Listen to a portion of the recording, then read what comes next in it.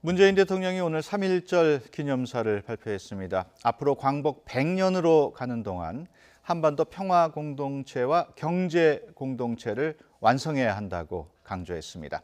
이런 가운데 평창올림픽 이후로 미뤄진 한미연합훈련을 앞두고 3월 한 달은 한반도 정세의 분수령이 될 것으로 보입니다. 자세한 내용 김용현 동국대 교수 그리고 홍현익 세정연구소 수석연구위원과 함께 짚어보겠습니다. 어서 오십시오. 네, 안녕하십니까. 오늘 문재인 대통령의 3.1절 기념사 내용이 쭉 있었습니다만 어떻게 보셨습니까? 이번 3.1절 기념사는 한편으로는 3.1절의 정신을 다시 한번 고양하자는 이런 차원에서의 과거에 대한 기억과 현재와 미래에 대한 앞으로의 전망과 발전을 모색하는 그런 이야기였다. 이런 점에서 상당한 의미가 있다고 봐야 될 것 같습니다. 예.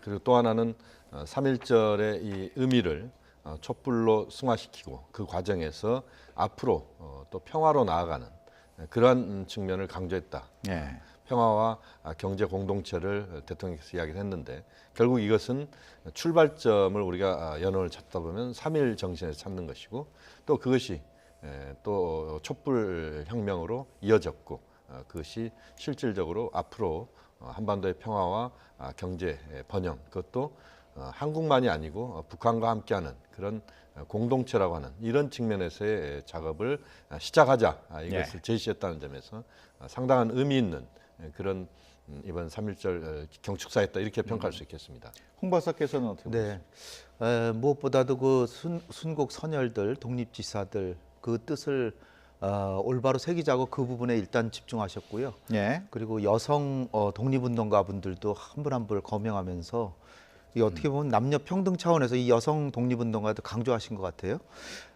그리고 아마 약간 토론의 대상이 될 수 있을지 모르지만 이거는 그 3.1운동 내년이 100주년이자 임시정부 수립 100주년인데 건국 100주년이라는 표현을 사용하셨어요. 그러니까 우리의 역사를 1919년 임시정부 수립으로 한다고 하는 것을 보다 명확히 하신 것 같고요.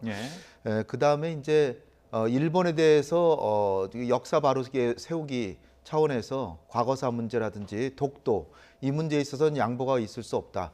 그러나 일본이 진실한 반성을 한다면 화해하고 미래로 나아갈 수 있다. 이렇게 아주 그 원칙을 분명히 얘기하시고 그리고 이제 마지막으로 지금 정부가 국민의 뜻으로 세워진 촛불혁명 정부이기 때문에 국민의 통합된 마음을 가지고 남북 관계도 잘 이끌어서 한반도에 지금 안보 위기가 있는데 이걸 위기 상황 돌파해서 평화와 남북 경제 공동체 만들겠다 이런 의지를 필요하셨는데 아주 균형 잡히고 단지 이제 우리가 어떤 국민들 일부는 이제 북핵 문제 이런 문제도 좀 언급하시지 않을까 했는데 그 부분은 이제 아마 다른 메시지로 새로 나오지 않을까 이렇게 생각이 됩니다. 예. 지금 홍 박사께서 잠깐 언급을 하셨습니다만은 문 대통령은 대한민국 임시정부의 법통을 이어서 건국 100주년을 맞는 내년까지 한반도 평화 구조의 정착을 강조를 했습니다.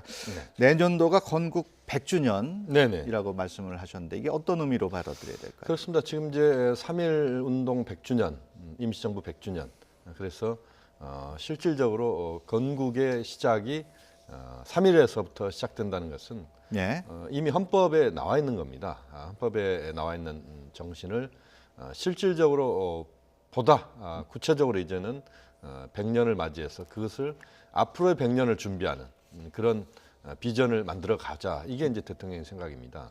문재인 대통령 역사 인식에는 이미 후보 시절부터 그 100주년, 3.1 운동 100주년, 건국 100주년에 대한 입장이 담겨 있었습니다. 그래서 2019년도를 대한민국 나아가서는 한반도, 남북한이 실질적으로 홍 박사님 말씀하신 것처럼 이제 평화 공동체 또 남북한의 경제 공동체를 만들어가는 그런 어떻게 보면 실질적인 원년으로 2019년을 삼자. 그래서 아마 올해부터 지금 뭐 여러 가지 지금 그 정부 기관에서 준비가 되고 있습니다. 그래서 2019년 내년을 실질적으로 좀 더 한반도가 실질적인 어떤 성과와 그다음에 국제사회에서도 충분히 적극적 기능을 하는 그런 구조를 만들자는 것이고 예. 일부에서 이제 건국절 이야기가 좀 나왔었습니다.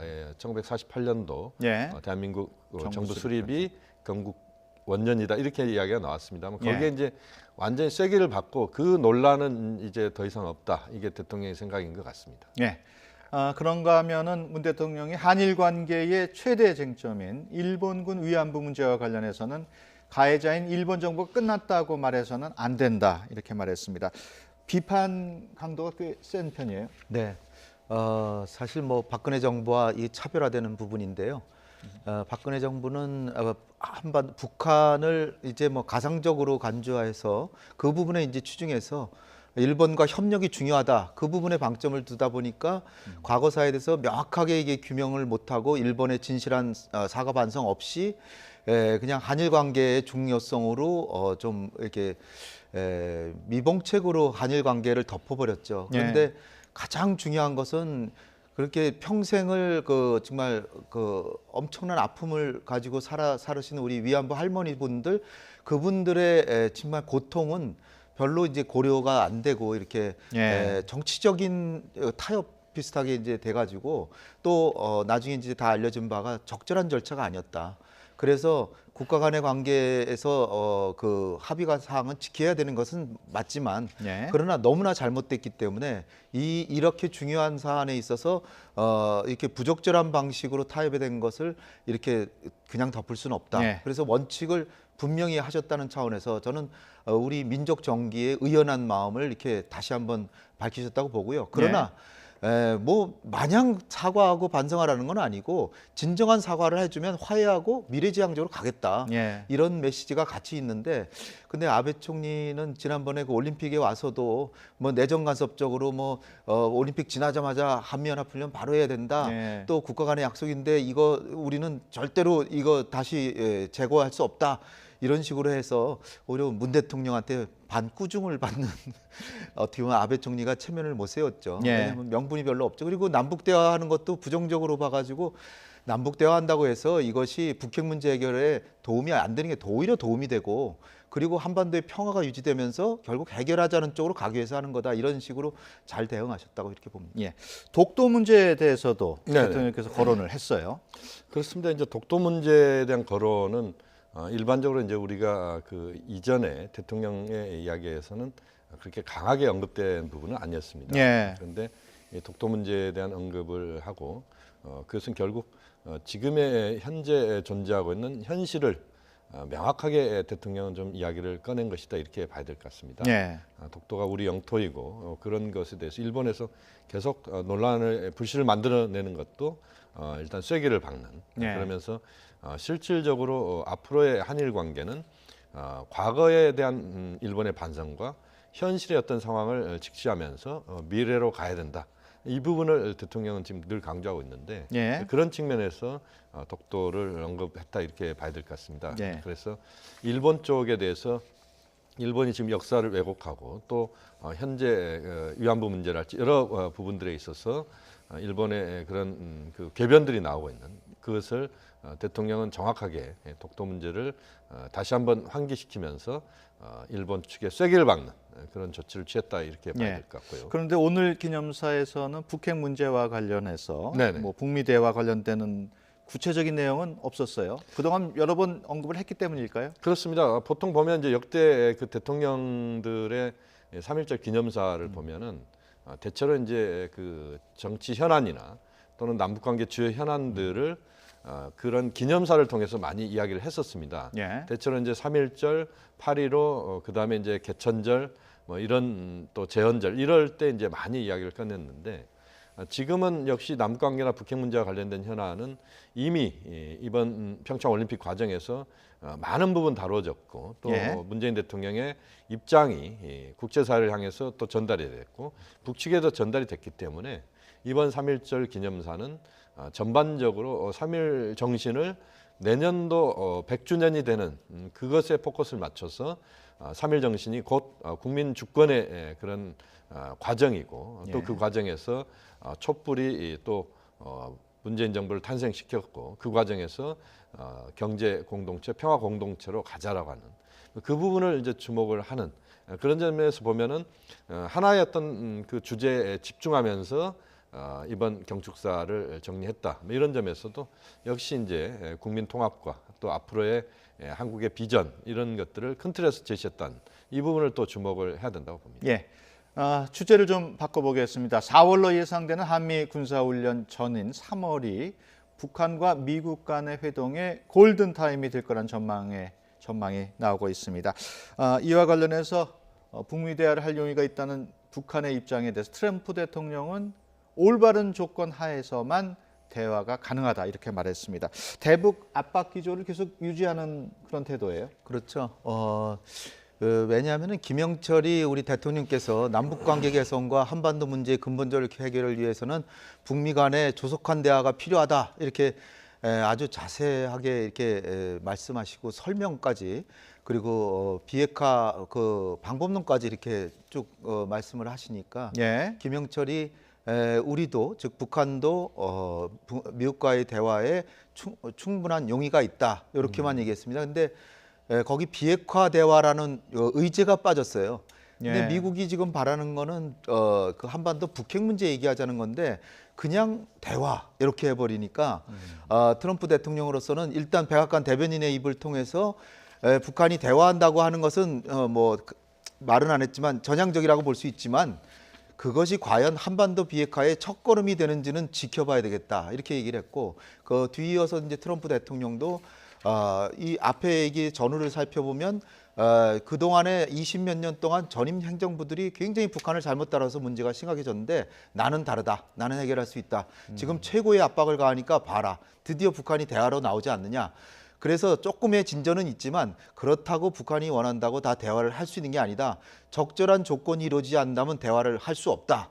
그러니까 미국이 이제 어떻게 보면 그 높은 위치에서 대화할 생각은 있는데 아직까지 대화할 성의를 아직 보지 못했다. 예. 그러니까 적절한 조건이 필요하다 그러는데 정작 적절한 조건이 뭔지는 얘기는 안 했어요. 예. 근데 미뤄서 추정컨대 일단 미국의 저런 태도를 이해할 수 있는 거는 북한이 그냥 대화만 한다 그랬지 무슨 대화인지는 모르니까 무슨 뭐 파티하자고 대화하는 건지 뭐 날씨 얘기하자는 건지 모르잖아요. 그러니까 명확하게 북핵 문제를 해결하기 위해서 미국과 대화할 의향이 있다 이런 식으로 명확히 해달라는 거고요. 그러니까 달리 돌려서 말씀드리면은 미국과 대화를 해봐서 그 적절한 여건이 된다면 핵을 포기할 수도 있다. 지금은 절대로 포기 못한다거든요. 예. 절대로 포기 못하지만 대화는 하겠다. 이러니까 트럼프 대통령으로서는 포기할 수도 있다라는 얘기를 적어도 듣고 싶은 거고요. 한 걸음 더 나가서 행동으로 핵과 미사일 실험 정도는 중단해줘야 우리가 대화하겠다. 예. 그런 얘기를 저렇게 돌려서 한 거라고 보입니다. 예. 이런 가운데 미국 정부 내에서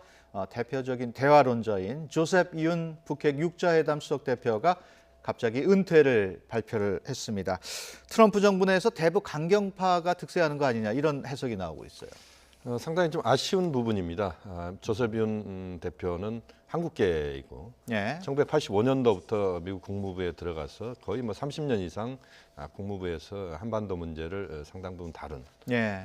말레이시아 대사까지도 하고 상당히 그 중요한 인물입니다. 예. 지금 화면으로 나오고 그렇습니다. 있습니다만은. 지금 조셉윤 대표가 사실상 미국의 육자회담 수석 대표이기도 하고 예. 또 국무부에서 미일 담당, 한일 담당 부차관보입니다. 그러니까 한국계로서는 가장 높은 지위에 있는 국무부 인사다 이렇게 봐야 되는데 예. 그 동안에 이제 그 대화론자로서의 역할을 충분히 해왔고 트럼프 정부 내에서도 상당히 이제 대화에 대한 이야기를 많이 꺼냈던 인물입니다. 그래서 지금 이제 조셉윤 대표의 사퇴가 은퇴가 본인은 지금 은퇴라고 이야기를 합니다만 예. 그 은퇴가 결국 트럼프 정부의 입장을 강경적으로 그 우리가 인식하는데 또 그렇게 작용하는 것 아니냐 이런 이야기가 있습니다. 그러나 미국 정부의 구조 자체는 어느 개인에 의해서 움직이는 시스템은 아니고 또 트럼프 정부가 지금 압박을 강조하고 있습니다만 대화도 병행할 수밖에 없는 그런 상황으로 가고 있다 이렇게 봐야 될 것 같습니다. 예. 특히 한국 정부가 문재인 대통령이 미국 쪽에 대화의 문턱을 낮춰야 된다는 이야기를 계속 하고 있고 또 중국도 역시 이제 그런 이야기를 하고 있습니다. 예. 그런 상황에서 미국이 계속 압박 일변도로 가기에는 북한이 대화하고 싶다라고 하는 부분에 있어서 뭔가 북한에 대해서 미국도 반응을 해야 되는 상황이기 때문에 앞으로 미국이 대화도 병행하는 그런 흐름으로 갈 수 있다고 보고 이제 그런 과정에서 조세빈 대표는 은퇴를 합니다만 조세빈 대표가 갖고 있는 그런 생각들을 좀 더 국무부에서 좀 더 강하게 입장들을 내놓고 또 미국 내에서도 또 그런 입장들이 또 트럼프 대통령의 정책 판단에도 도움을 주는 예. 이런 쪽으로 방향을 잡는 것이 또 바람직하다고 봅니다. 예. 그런가 하면은 문재인 대통령이 그 김영철 부위원장을 만난 자리에서 비핵화 문제를 꺼냈는데 북측이 별다른 반응을 보이지 않은 것으로 알려지고 있습니다. 거부 반응을 보여야 원칙인데 그런 반응을 보이지 않았다는 것은 비핵화에 대한 태도 변화 가능성을 내비쳤다고 봐야 되나요? 맞습니다. 태도 변화가 아니라 태도 변화 가능성을 보인 게 확실합니다.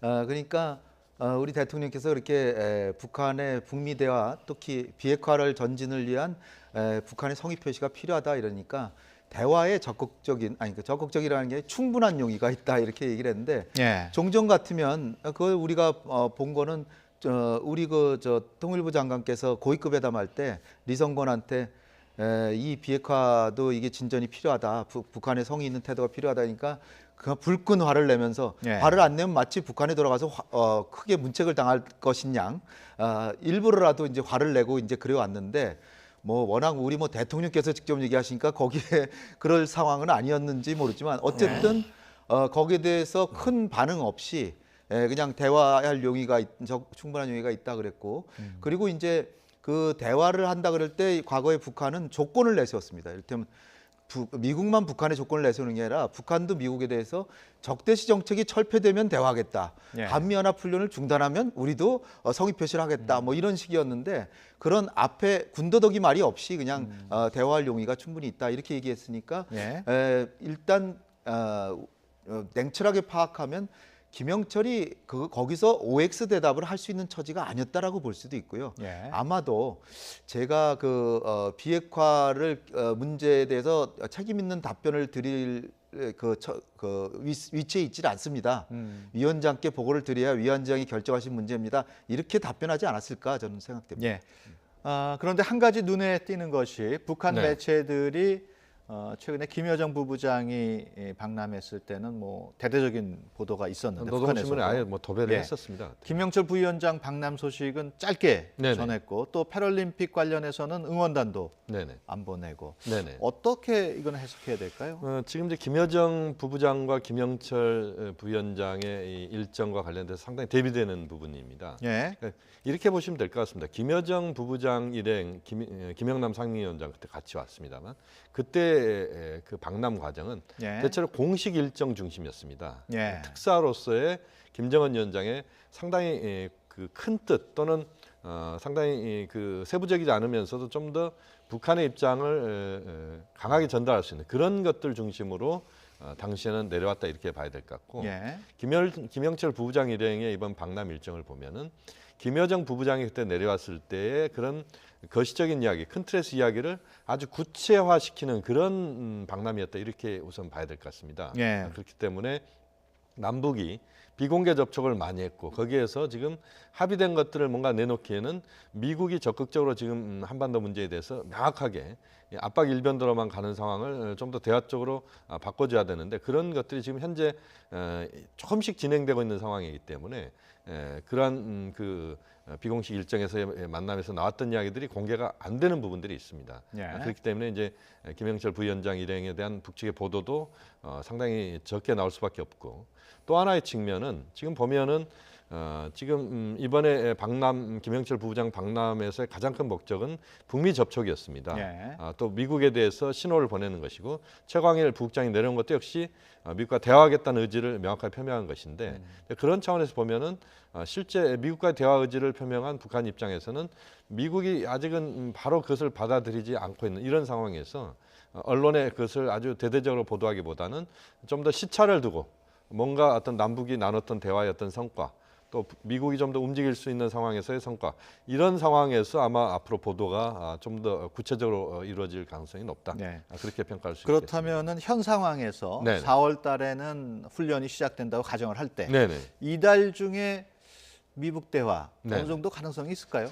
그 부분은 좀 더 이제 상황을 좀 봐야 될 것 같습니다. 뭐냐면 이제 이 상황은 보면은 지금 우리에게 가장 중요한 것은 4월 달에 북한의 추가적인 핵실험과 ICBM 미사일 발사를 자제시켜내는 겁니다. 예. 그러니까 북한의 군사적 도발을 없게 만드는 것이고 또 북한 입장에서는 아마 미국의 한미 군사훈련과 관련된 부분에서 한국과 미국이 좀 더 군사훈련을 전략자산 전개를 안 한달지 이런 식으로 좀 축소하는 이런 부분들에 대한 기대치가 있을 겁니다. 예. 그렇기 때문에 이제 그런 것들을 얼마만큼 이제 관리해내느냐가 중요한데 그래서 이른바 이제 3월을 우리가 골든 타임이라는 이야기를 쓰는 것은 뭐 저는 그 이전부터 조명균 장관과 리성건 간의 이제 회담에서부터 3월까지가 골든 타임이라는 이야기를 했습니다만 예.